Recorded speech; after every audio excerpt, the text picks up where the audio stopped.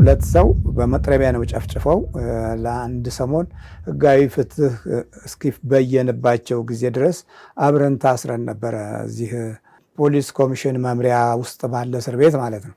እና እኔም በጥልቀት ሀሳባቸውን እና መንፈሳቸውን ስመረምር በዚህ አይነት መንፈስ የታሰሩ ነበሩ። እና አብሮኝ ይቀመጣል። አንዳንዴ ሌሊት ያወራኛል። ቁጭ ብዬ ራሴን አገኘዋለሁ፣ ሀሳብም ይሰጠኛል አሉ። መጀመሪያ ከጸሎት እንድንሸሽ ያደርገናል። ከጸሎት መሸሽ፣ ከአምልኮት ከስግደት መሸሽ፣ ከቤተ እግዚአብሔር መሸሽ፣ ከክርስቶስ ስጋና ደም መሸሽ፣ ከዚህ እንድንሸሽ አድርጎ ሰላማችንን ይነጥቀናል። ሰላምን ሙልጭ አድርጎ ከውስጣችን ያወጣብናል። ከዛ በኋላ ስንናገር ሰላምን አንናገርም፣ ስናይም ስለ ሰላም አናይም። የለም ግን ሰው ቆሟል ብለን እንገምታለን። የሰው መቆም ምልክትን ከትከሻችን ላይ ያሳያል። እንዲህ አይነቱ የክፉ መናፍስት አሰራር አዳልሞቴ የሚባለው የዛር አይነት ነው። ይሄ የዛር አይነት ብዙ ጊዜ ሰው ያልሆኑ ሰዎች ብዙ ጊዜ ለሕግም ለፍትህም አስቸጋሪ ሆኖ የሚገኝ አድራጎቶች በሰብአዊ ፍጡር ላይ ሲከሰት በብዛት እናየዋለን። በተለይም ደግሞ በዚህ ባለንበት ዘመን ውስጥ በተከታታይ የሰው ልጆች የመኖርና የህይወት ቀውስ እየበዛና እየጨመረ መምጣቱን በየጊዜው የምንሰማቸው ዜናዎችና የምናያቸው በየቤተሰቡና በየማህበረሰቡ ውስጥ የተከሰቱ ችግሮች ብዙ ሰው ያልሆኑ ሰዎች እንዳሉን ማረጋገጫ ነው። ምንድን ነው ሰው ያልሆኑ ሰዎች? ሰው ያልሆኑ ሰዎች ከጣዖት በስተጀርባ ሲወለዱ መናፍስት አብሯቸው እንደሚወለድ አብሯቸው እንደሚያድግና አብሯቸው በህይወታቸው ላይ እንደሚያሴር አያውቁም። በተለይም በአብዛኛው በጣዖት በሚመራ ትውልድ ላይ እንዲህ አይነት ሰው ያልሆኑ ሰዎች ክስተቶች ይታያሉ። በተፈጥሮ ሰዎች ናቸው፣ ግን በመንፈስ ሰዎች አይደሉም። መንፈሳቸው ይለወጣል። የመንፈስ ለውጥ በባህሪያቸው ውስጥ አለ። አንድ እህት ከዚህ በፊት ለእኔ ስታማክረኝ ገና በልጅነቴ ጀምሮ አጠገቤ እየተቀመጠ የሚዳብሰኝ ፍጡር አለ፣ ያ እስካሁን ድረስ ከህይወት ያልተራቀም ብላለች። የሚዳብስ ፍጡር እንግዲህ ያስቡት፣ የሚዳብስ ነው። እናት ላይ በጣዖት ምክንያት ገብቶ ከተገበረ ግብር ከተሰጠው ማለት ነው፣ ከህፃናቶች ላይ አብሯቸው ይወለዳል። ከማህፀን ጀምሮ ይዳብሳቸዋል። በአንድ ወቅት አንድ መንፈስ ከማህፀን ጀምሮ እየዳበስኩት ያደገ ነው ብሎ ሲናገር፣ ካደገ በኋላ ሰውየው ህይወት ላይም እንዲሁ በመዳበስ አብሮት እንደኖረ ያስረዳ የክፉ መንፈስ ውጊያና ባህሪ አለ። እንግዲህ አብሮ ይወለዳል ማለት ነው። አብሮ ሲወለድ ሰው ያልሆኑ ሰው እንድንሆን ያደርጋል። ሰው ሆነን ግን ሰው አይደለንም።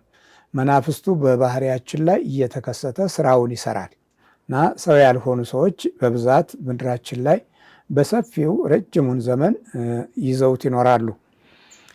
እና ራ ዮሐንስ ሲነግረን ምን ይላል? ራ ዮሐንስ ምዕራፍ 6 ቁጥር 4 ላይ ሌላም ዳማ ፈረስ ወጣ፣ በእርሱም ላይ ለተቀመጠው ሰላምን ከምድር ይወስድ ዘንድ ሰዎችም እርስ በርሳቸው እንዲተራረዱ ስልጣን ተሰጠው፣ ታላቅም ሰይፍ ተሰጠው ይላል። ሰላምን ከምድር ይወስድ ዘንድ ነው የሚለው።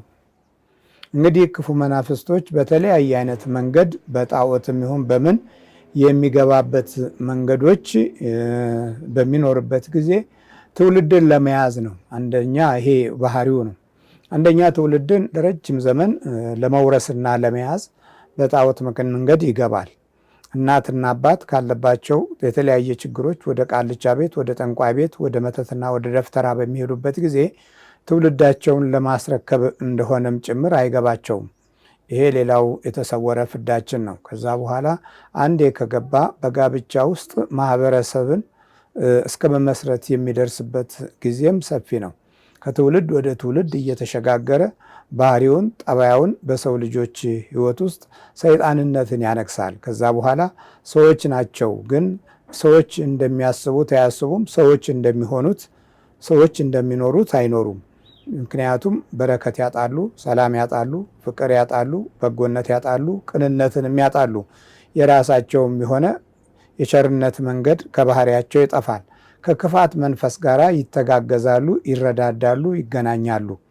ክፋት ያስተባብራቸዋል። ስለዚህ ሰላምን ከምድር ይወስድ ዘንድ ሰዎችንም እርስ በርሳቸው እንዲተራረዱ ስልጣን ተሰጠው ይላል።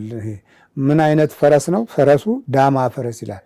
ዳማ በኦሮመኛ ነው። ዳማ ማለት ቀይ፣ ዲማ ከሚለው ከኦሮመኛ ቃል የወጣ ነው። ዳማ ፈረስ ማለት ቀይ ፈረስ ማለት ነው። በዕብራይስጥ ሱስ አዶም ይለዋል። ሱስ አዶም፣ ቀይ ፈረስ፣ ሱስ አዶም። በቀዩ ፈረስ ላይ የተቀመጠው ታዲያ ስልጣን አለው። ቀዩ ፈረስ ላይ የተቀመጠው በእርሱም ላይ ለተቀመጠው ሰላምን ከምድር ይወስድ ዘንድ ሰዎችንም እርስ በርሳቸው እንዲተራረዱ ስልጣን ተሰጠው። ታላቅ ሰይፍም ተሰጠው። ስልጣኑ የመተራረድ ነው። የመግደል፣ የማጥፋት፣ የማውደም፣ የሰው ልጅን የማሳደድ ነው ስልጣኑ። ቀይ ፈረስ ነው። በቀዩ ፈረስ ላይ የተቀመጠው ደግሞ ማን ነው ስንል በእኛ ሀገር አጠራር ቀይ ነገር የሚወድ አዳልሞቲ ይባላል። በውጭው ዓለም ደግሞ በተለያየ ስም ተሰጥቶት በዚህ በአስትሮሎጂ በሚቀጥለው ጊዜ ስማቸውንና ባህሪያቸውን በመግለጽ እንማረዋለን። ቀዩ ፈረስ እንግዲህ ቀዩ ፈረስ ወጣ ይልና በላዩ ላይ ለተቀመጠው ይላል። ደግሞ ቀዩ ፈረስ ወጣ በእርሱም ላይ ለተቀመጠው ሰላምን ከምድር ይወስድ ዘንድ ሰዎችም እርስ በርሳቸው እንዲተራረዱ ስልጣን ተሰጠው። ታላቅም ሰይፍ ተሰጠው። እንግዲህ ያስቡት፣ ስልጣኑ ትልቅ ነው። በእኛ አዳልሞቲ ይባላል። አዳልሞቲ ቀይ ነገርን የሚወድ ደም የሚወድ ቀይ ልብስ አዘውትሮ የሚያፈቅር ሲሆን በዓለም አቀፍ ደረጃ ደግሞ አዳልሞቲ በቀይ አርማ ስር የተደራጀ ይሆናል። በቀይ አርማ ስር ተደራጅቶ ለምሳሌ በኮሚኒስቱ ዘመን ቀይ አርማ ማጭድና መዶሻ በቀይ ላይ ነበረ። በዛ ቀይ አርማ ውስጥ ከ70 ሚሊዮን በላይ ሕዝብ አልቋል። በዛ አርማ ጥላ ስር ማለት ነው። ይሄ ቀይ አርማ እጅግ በጣም ከሰው የደም ታሪክ ጋር የተያያዘ ክፉ የሆኑ ጊዜያቶችንና ዘመናቶችን ወደ ሰው ልጆች የሚስብና የሚያመጣ ማህበራዊ ነውጦችን የሚያበዛ ሆኖ የኖረ ነው። ይህ ቀይ አርማው እና ከቀይ ጋር የተያያዘ ነው። በቀይ አርማ ስር የተደራጀ ብዙ ሰራዊት ነበረ። አልፎም ተርፎ በቀይ አርማ ስር የተደራጀ ፓርቲዎች ሁሉ አሳልፈናል። እነዚህ በተቃርኖ የተከፋፈሉ ሀሳቦችን በመያዝ የተለያዩ የጥፋት መንገዶችን በአዋጅም በሕግ ጥላ ስርም በማህበራዊ ሕይወት ሳይንስም በትምህርትም በካሪኩለም አካሄዶችም ውስጥ ከቀይ አርማና ከዚህ ከቀይ ባህሪ የፓርቲ አምልኮት ጋር በተያያዘም ሕይወታችን ተጎድቷል። ዓለምን በመላው ታምሳለች። ስለዚህ እነዚህ ሁኔታዎች በየራሳቸው የጥበብ መንገድ ውስጥ የሰው ልጆችን ሕይወት በአጠቃላይ ወደ ማጥፋት የሚያመራ ነው እና ሰላምን ከምድር ይወስድ ዘንድ ነው። ሰላምን ነው ከውስጥ የሚነጥቅህ። ሰላምን የተነጠቀ ትውልድ ደግሞ በባህሪው ፍጹም የሰው ስብዕናውን በሚገልጽ አኳኋን ውስጥ መራመድ አይችልም። ሰላም የተነጠቀ ልብ በቅንነት ማሰብ አይችልም። ሰላም የሌለው ሕሊና በውስጠኛው ከነፍሱ ጋር በተረጋጋ መንፈስ መቆም አይችልም። ስለዚህ ቀዩ ፈረስ ማን ነው ስንል ለእኛ አዳልሞቲ ነው። ብዙ እናቶች ቀይ አልባሳትን አዘውትረው ይለብሳሉ። ክፍለ ዘመናቶችንም በዚሁ በአልባሳቱ አይነት ባህሪ ይተኩታል። ያ ወደ ርዕዮተ ዓለም ሲመጣ በቀይ አርማ ስር ተደራጅቶ ብዙውን ትውልድ በማጥፋት እኛ እድለኞች ሆነናል። በመጥፋትም በማጥፋትም በዚህ መንገድ ብዙ የታሪክ መቃወስ ገጥሞናል። ስለዚህ ሰው ያልሆኑ ሰዎች በዚህ መናፍስት ጥላ ውስጥ ይወድቃሉ። ሰው መሆንን ከባህሪያቸው ያጡታል። ሰው ክቡር ዳዊት ሰው ሁን በማለት ሰሎሞንን የሰውነትን ጠባይ፣ የሰውነትን ባህሪ፣ የሰውነትን አካል ነግሮታል። ሰው ሁን ብሎ መርቆታል። ሰው ሁን ብሎ ሲመርቀውም ደግሞ እግዚአብሔርን በመፍራት በእግዚአብሔር መንገድ በመሄድ በአምልኮትና በጸሎት በመታገዝ የሚሄድበትን መንገድ አሳይቶታል። ሰው ሁን እያለ ነበረ ለሰሎሞን የሰውነትን ሕግ እንዲያሟላ የመረቀው እና ይሄ ቀዩ ፈረስ ላይ የተቀመጠው ሰላምን የሚነጥቅ ነው። ለእኛ ደግሞ በዚህ ዘመን አዳልሞቲ ይባላል ማለት ነው። አዳልሞቲ ምንድን ነው ባህሪው ስንል አዳልሞቲ ደም የሚወድ ነው። የደሙን አይነት በመለወጥ ነው እኛ የተሸጋገር ነው፣ ወደ ሰው አረግ ነው። በፊት ወደ ዶሮ፣ ከዛ ወደ በግ እና ከዛ በኋላ ደግሞ ወደ እርድ እንስሳ፣ ወደ ኮርማ፣ ወይፈን፣ ቀይ የሆነ እንደዚህ አይነት ምርጫ ያለው የመናፍስት ጠባይ ነው። ይሄ አዳልሞቴ በአለባበስ ጥለቱ ቀይ እንዲሆን የሚያዝ ነው። የቀሚሱም ጥለት የመቀነቱም ጥለት ቀይ ይሆናል። ጋቢውም ጃኖውም ቀይ ሆኖ እንዲሰራ ይደረጋል። ቀይ ጥለት ያካተተ ነው። በባህሪ ውስጥ ብዙ ሲሆኑ ጠቋር፣ አዳልሞቴ፣ ወሰንገፊ እነዚህ በሰውነት ውስጥ ሲኖሩ የሚፈልጉትን ከለር በሰው እኛ እንዲሰራ ያዛሉ። ይሄን አይነት አለባበስ ልበሺ፣ በዚህ ዘመን የሚያምሽን የምታስወግጁ ይህን ስትለብሽ ነው በማለት ትእዛዝ ሲሰጥ ቀዩን ልብስ ሲለብሱ ህመሙ፣ ራስ ምታቱ ወይም የውስጥ መነጫነጭ እና ቁጣ መፍጠሩ፣ ንዴትና ብስጭቱ፣ ጠብጠብ ማለቱ እንዲቆም በአልባሳት ይሸፍኑታል። ቀዩን ልብስ በሚያዩበት ጊዜ በማየት መንፈሱ ስለሚረካ ባህሪያቸውን ያረጋጋዋል። ሰላማቸውም መናፍስታዊ የሆነ ሰላም ይሰጣቸዋል። መናፍስታዊ የሆነ ሰላም፣ የእግዚአብሔር ሰላም የተፈጥሮ ሰላም ሳይሆን መናፍስታዊ ሰላም። አንድ ጊዜ ሲወሰድባቸው ሰላሜን የተወሰድኩት ይህን ስላለበስኩ ነው ብለው ቀደም ሲል ከዛሬ 50፣ 60፣ 70፣ 80ና 90 100 ዓመት በፊት የነበሩት ሰዎች በቀይ አልባሳት ራሳቸውን ያታልላሉ። መንፈሳቸውንም በዚህ አምልኮት የእይታ ገጽታ ይሰጡታል። የእይታ ገጽታ ማለት በእይታ ውስጥ እያየ መንፈሱ በትእዛዙ መሰረት የተከናወነለትን ነገር እያየ ያንን ለነርሱ ያለውን ሐሳባቸውን በመግለጽ በሚቀጥለው ክፍለ ጊዜ ለሚሰጣቸው ስጦታዎች የድካማቸውን ዋጋ ሳይሆን እሱ ሰጪ እንደሆነ አይነት አድርጎ ስለሚገልጽ እነሱ እየደከሙ የእነሱን ድካም እሱ ሰጪ መስሎ ስለሚቀርብ ባህሪያቸውን ያናውጠዋል፣ ባህሪያቸውን ያናጋዋል። በዚህ ሁኔታ ውስጥ እኛ ተወልደናል። የዚህ የ60ው ዘመን ከተለያዩ አይነት የመናፍስቶች ቁርኝት ጋር በተያያዘ የተወለደ ነው። ከዛም በላይ ደግሞ ወደ መንግስት ትምህርት ቤት በሚገባበት ጊዜ የሚማራቸው የትምህርት አይነቶችና አስተማሪዎቹም መንፈሱን የሚወክሉ አይነት ይሆናሉ።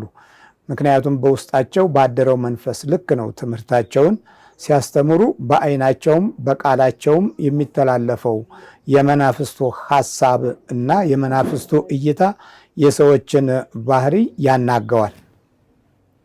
ስለዚህ ሰላምን ከምድር ይወስድ ዘንድ ሰዎችንም እርስ በርሳቸው እንዲተራረዱ ስልጣን ተሰጠው የሚለው እንደ እንስሳ እርድ ሰዎችን ያርዳል ማለት ነው። ይሄ የአዳልሞቴ የመናፍስት ጣዖታዊ የአምልኮት ባህሪ ያመነጨው እና ያካሄደው ነው። ቀይ ወዳጅ ነው። በአጠቃላይ ቀይ ይወዳል።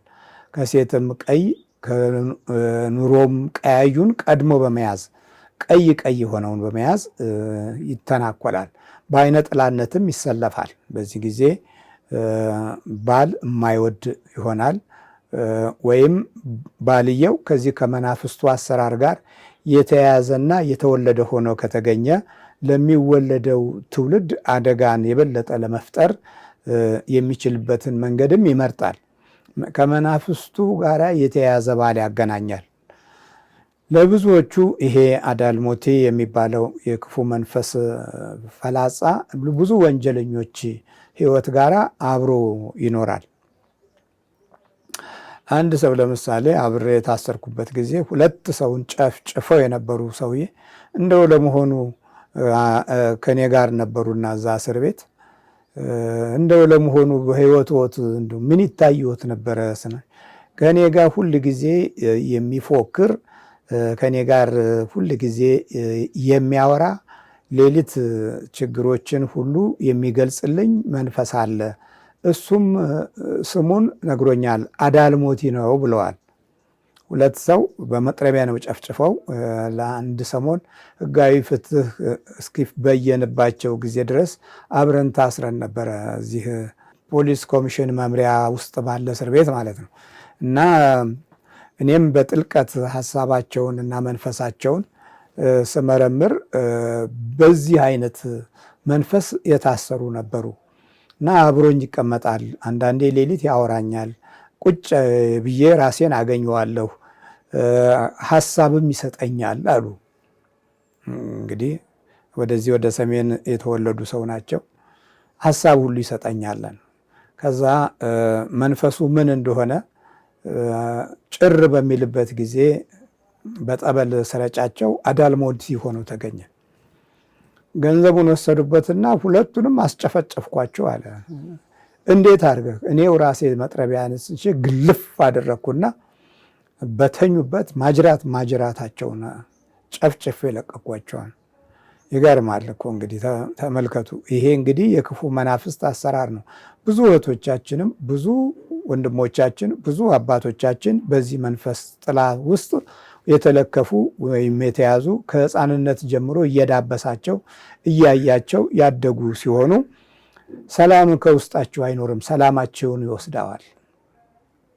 ቀዩ ፈረስ ሱስ አዶም በዕብራይስጥ ሱስ አዶም ብሎ ነው የሚገልጸው። ሰላምን ነው የሚወስደው። ሰላምን ይነጥቃል። ሰላምን ከህይወት ያርቃል። የሰላምን መንገድ እንዳንገነዘብ፣ እንዳንይዘው፣ እንዳንወደው፣ እንዳናፈቅረው ያደርጋናል። ታዲያ እኛ ብዙዎቻችን ከዚህ ከጣዖቱ የመገኘታችን ምልክቱ ምንድን ነው ብለን ራሳችንን በምንመረምርበት ጊዜ ብዙውን ጊዜ በጣዖት ያሳለፉ ቤተሰቦች ያስገኙነን። ስለዚህ ውስጣችን ሰላማችን ስለተወሰደብን ለሌላው ሰላም አንመኝም። ወደ ማዕረግም ወደ ከፍታም ወደ ስልጣንም በምንወጣበት ጊዜ የሌላውን ሰላም የምንነጥቅ ነን። የአዲሱን ትውልድ ሰላም ነጥቀን የምናሳየነን። በተነጠቀ ሰላም ውስጥ የሚኖር ሰው ደግሞ በህይወቱ ሁሉ ሰላሙን ስላጣ ፍቅር አያቅም፣ በጎነት አያቅም፣ ቸርነትን አያቅም፣ ቅንነትንም አያቅም። ስለዚህ ይሄ የሰላም ጠላት ከትከሻችን ላይ አንዳንዴም ይከሰታል። ሌላ ሰው ከኋላችን ቆሞ የሚመስል ሰው እናያለን። ማን ነው ከኋላ የቆመው ብለን ዞር ስንል ከኋላ የቆመ ሰው የለም፣ ግን ሰው ቆሟል ብለን እንገምታለን። የሰው መቆም ምልክትን ከትከሻችን ላይ ያሳያል። እንዲህ አይነቱ የክፉ መናፍስት አሰራር አዳልሞቲ የሚባለው የዛር አይነት ነው። ይሄ የዛር አይነት ብዙ ጊዜ ቤት ውስጥ ያንኳኳል። ኳኳቴ ነገር እንሰማለን። መኝታን፣ እንቅልፍን የሚረብሽ አይነት የመንፈስ ገጽታ አለው። ሚስት ላይ ካለ ወይም ባል ላይ ካለ ሚስት ሁል ጊዜ ትደነግጣለች። ቤቱን ያንኳኳዋል። አንዳንዴ መክተፊያ ይዞ የሚከትፍ ይመስላል፣ ወይም የተጣደ ድስት የሚያማስልም ይመስላል፣ አሊያም ዕቃ የሚያጥብም ይመስላል። ቤቱ ኳ ይላል። ብርጭቆም የሚያስቀምጥ ወይ ብርጭቆ የሚያነሳም ይመስላል። ውሃም የሚቀዳ እና ዕቃ ከዕቃ የሚያላትም ይመስላል። በር የተከፈተም የሚመስልበት ጊዜ አለ። ይሄ አይነቱ ክፉ መንፈስ ዋናው ትልቁ ባህሪው ሰላምን ከህይወት ውስጥ መውሰድ ነው። ሚስቶች ሰላማቸው ተወስዶ ከተጋቡ ሰላም የሌላቸው ልጆችን ይወልዳሉ። ስለ ሰላም የማያውቁ ሰላምን የማይሹ ይሆናሉ። ሰላም በባህሪው ሰላም ሲኖር ደስ የማይላቸው በምድራችን አሁን በአገራችን በኢትዮጵያ የኢትዮጵያ ትውልድ አብዛኛው ሰላም ሲኖር ደስ አይለውም። በሰላም ጊዜ ይመቀኛኛል፣ መተት ይመተታል፣ አንዱን አንዱ ያጠቀዋል፣ ገበያውን በመተት ይወስድበታል፣ እድሉን ይወስድበታል፣ የህይወት መንገዱን ያጨልማል፣ በሩን ይዘጋበታል፣ መውጫ መግቢያውን በመንፈስ ጥላ ያቆምበታል። እንዲህ አይነቱ ሁኔታ ውስጥ እንዲገባ ከሚያስገድድ መንፈስ ጋራ የሚኖር ትውልድ ስለሆነ ሰላምን አይወድም፣ ሰላምን አይሻም። እና በመዋቅር ደግሞ ያው በቀይ አርማ ስር የተደራጀ ትውልድ በሚሆንበት ጊዜ የአመራር ሂደቱና የመርህ ፖሊሲው ሁሉ ቀይ አርማ ጥላ የጣለበት ይሆናል። ማጭድና መዶሻ በነበረበት ዘመን ውስጥ የነበረውን ትውልድ ስናይ ብዙ ሚሊዮኖችን ያጣንበትን እውነት እንገነዘባለን። በቀይ አርማ ላይ ማጭድና መዶሻ ነው። መዶሻው መቀጥቀጫ ነው። ማጭዱ ደግሞ ሰውን ማጨጃ ነው። ያው ሰው ወደ ማጨጃ ሆነልን፣ አርማችን ሆነ። አይናችን ይህን እያየ የተወለደው ትውልድ ከጦርነት አላረፈም። ማጭድና መዶሻን አሳይተው በቃላትም አሟርተው ሰብአዊነት የተከበረ ይሆናል ብለው ተናግረው የነበረው ለሰብአዊ ውርደት ምክንያት የሚሆኑ ዘመናቶች እንደገና ብልጭ ከማለት አልፈው በደንብ እስኪገለጡ ድረስ ሟርት ሆኗል። ያ የመጀመሪያው ቃላችን ማለት ነው። እግዚአብሔር ምሕረቱን ያብዛልን እና በቀይ አርማ ስር የተደራጀ ፓርቲም በዛው ውስጥ ያለው ማዕከላዊ የአመራር ሂደት ከዚሁ ከመናፍስቱ ክፉ አሰራር ጋር እንደ ሟርት ሆኖ ምልክቱ ያገለግላል። እናቶች በቀይ አልባሳት አክብረውት ቀደም ሲል ኖረዋል። በቀይ አልባሳት የመናፍስትነት እይታውን አርክተውታል። ቀይ በሬ በማረድ ቀይ በግ በማረድ ቀይ ዶሮ በማረድም ሲገብሩት ቆይተዋል። እንደ አዙሪት ሆኖ ሲመጣባቸው የአዙሪትነት ባህሪውን ለማቆም የሚያስችሉበት አንዱ የማስታገሻ መንገድ መገበር ነው። የግብሩ ባህሪ እንደ አቅሙና እንደየችሎታው እንደ ሀብቱና እንደ ማዕረጉ እንደ ስልጣኑና እንደ ኑሮው ደረጃ የሚሆን ይሆናል፣ የሚወሰን ይሆናል። አንዳንዴም የግዴታ በሚሆንበት ጊዜ ያላቸውን ሸጠው ቀይ ኮርማ ወይም ቀይ ወይፈን ወይም ቀይ በሬ ገዝተው ያርዳሉ። ይህንን የበሉ ይህንንም የቀመሱ ከጣዖቱ ጋር የተያያዙ ስለሆኑ ለሱ የሚያስፈልገውን ነገር በማሟላት ደረጃ ሙሉ ፍላጎቱ ሲሟላ የነሱንም የአመጋገብ ፍላጎት ውስጥ ተከትሎ ሲገባ አብሮ ይዋሃዳል ማለት ነው እና በዚህ የአዳልሞቲ የቀይ ወዳጅነት መንፈስ ጥላ ውስጥ ትከሻቸው ከዚህ መንፈስ ጋር ይያያዛል። ትከሻቸው የትከሻ መክበድ፣ የትከሻ መጫን አሊያም በትከሻቸው ላይ ጥላ ሆነው ሌሎችንም ማየት፣ አይነ ወዛቸውንም መካፈል፣ ከዛም አልፎ ተርፎ የስብዕና የተሰጣቸውን ሞገስ ለራሱ መውሰድና አጋንንታዊ የሆነ እይታን እንዲያዩና አጋንንታዊ የሆነ ግንባርን፣ ሰይጣናዊ የሆነ ፊትን እንዲሆናቸው በማድረግ ለሌሎች በክፉ እይታ ውስጥ እንዲታዩ ሆነው ሰላማቸውን መንጠቅ፣ ከእግዚአብሔር የሚመጣውን ሰላም መንጠቅ። ያ ሰላም ምንድን ነው? ይህን ሰላም እንዴት ነው የሚወስድብን ብለን ራሳችንን ስንጠይቅ መጀመሪያ ከጸሎት እንድንሸሽ ያደርገናል። ከጸሎት መሸሽ፣ ከአምልኮት ከስግደት መሸሽ፣ ከቤተ እግዚአብሔር መሸሽ፣ ከክርስቶስ ሥጋና ደም መሸሽ፣ ከዚህ እንድንሸሽ አድርጎ ሰላማችንን ይነጥቀናል። ሰላምን ሙልጭ አድርጎ ከውስጣችን ያወጣብናል። ከዛ በኋላ ስንናገር ሰላምን አንናገርም፣ ስናይም ስለ ሰላም አናይም። በክፋት አይን ነው የምናየው፣ በምቀኝነት አይን ነው የምናየው። ምንም የማናቀውን ሰው እንመቀኘዋለን። በጣም እኮ የሚገርመው ምንም አናቀውም እኮ አብረን አልበላን፣ አልጠጣን፣ ገንዘብ አልሰጠነው፣ አልወሰደብን፣ ግን እንመቀኘዋለን።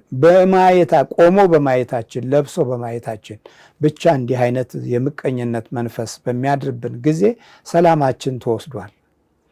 የተፈጥሮ ሰላማችን እግዚአብሔር የሚሰጠን ሰላም እና እምነት የሚያመጣውን ሰላም አላገኘነውም። የተፈጥሮ ሰላም በተፈጥሮ ሰላም ውስጥ አልተወለድንም። በጦርነት ጊዜ፣ በደም መፍሰስ ጊዜ፣ በክህደት ጊዜ፣ በአዋራጅነት ጊዜ የተወለድን ስለሆነ ያን የተፈጥሮን ሰላም ሳናገኘው ነው የተወለድነው። ሕፃን ወደ ውጭ ሲወጣ እያለቀሰ ነው የሚወጣው። ይሄ በተፈጥሮ ነው።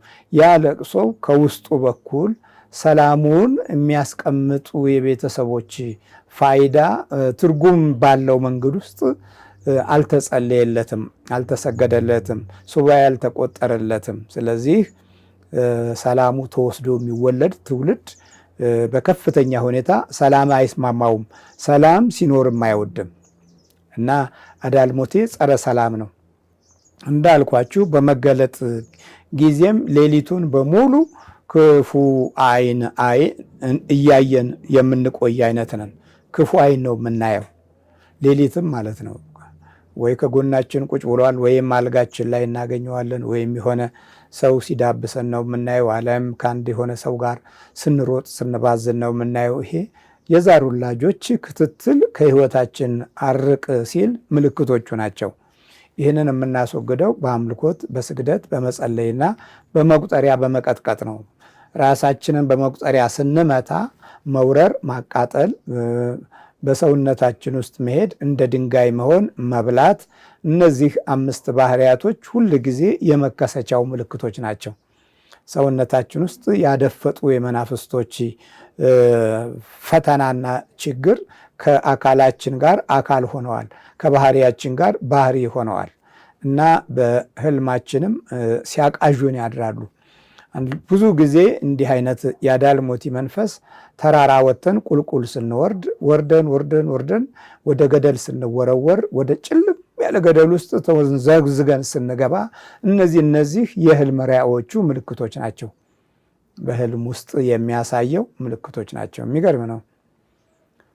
እግዚአብሔር ምሕረቱን ያብዛልን።